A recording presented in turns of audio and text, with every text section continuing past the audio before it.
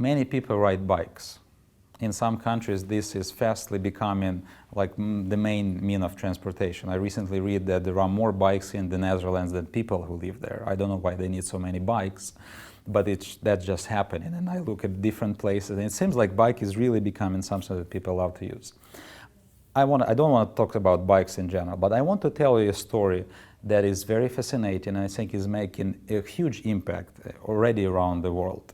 There is a group of children who used to be orphans, who used to be living on the streets, who used to be drug addicts, and God did something in their life. There was a time when they were reached by Christians in their city, when they were rescued from life of abuse and drugs and living on the streets. They were brought into a Christian environment.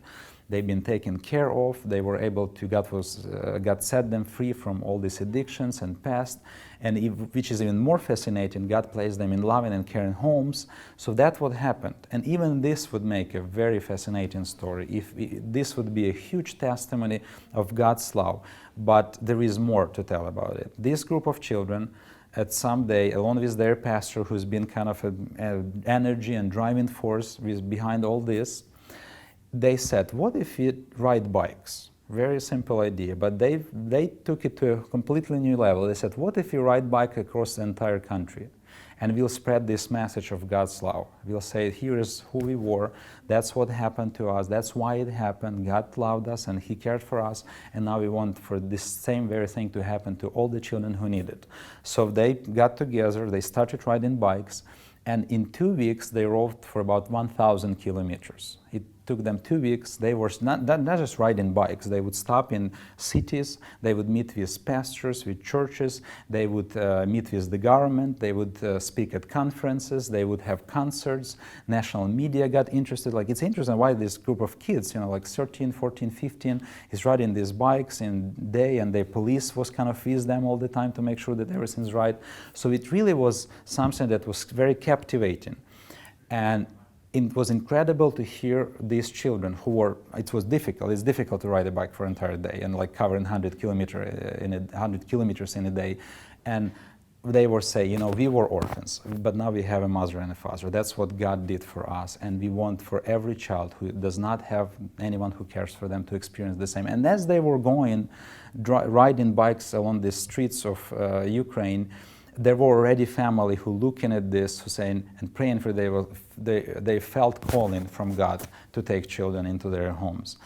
There is something else that happened. They did this. They were very amazed by the impact they made, and they said, "Why don't we ride further? I mean, Ukraine is a big country, but the world is much bigger." So they said, "We have this idea to ride the bike around the world as a group of kids. Of course, with some adults, but mainly it's kids." And you can imagine what was the response. Like, okay, Ukraine is fine, but the world, like, do you know how a lot of people just thought that they just didn't have geography classes. They just have no idea how big is the world.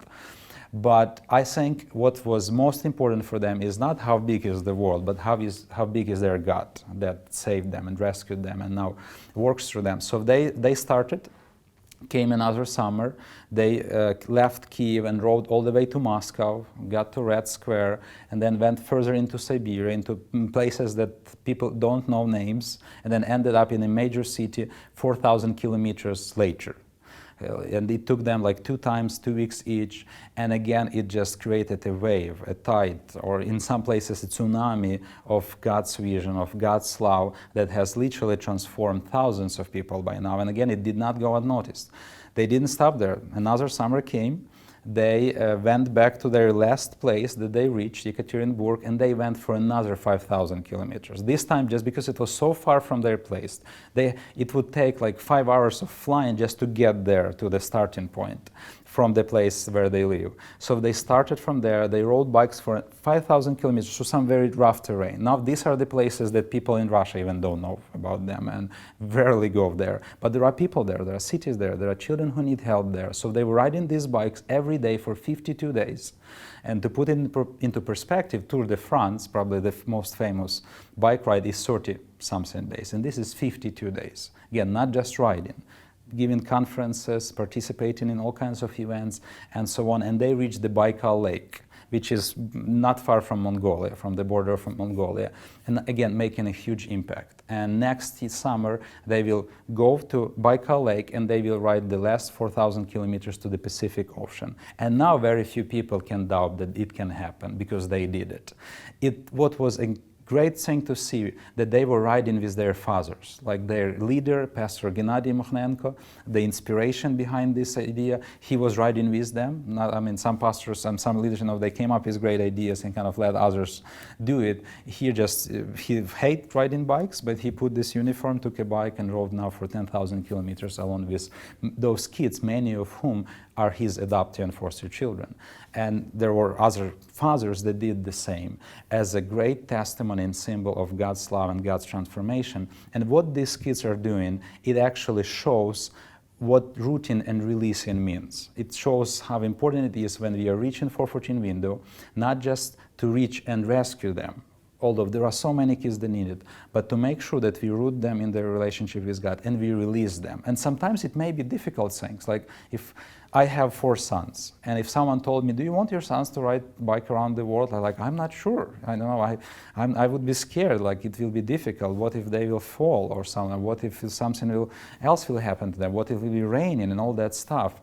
But releasing, it's risk. I mean, we do need to take risk, but we need to go along with them. We can't just release them and kind of, okay, do this and I'll do my own thing. We need to be alongside them, praying for them, supporting them, be modeling for them, and that's what rooting and releasing mean. And that's how children who had no future after being rescued and released, and now rescued and reached, and now rooted and released, are making an unprecedented impact for God's kingdom.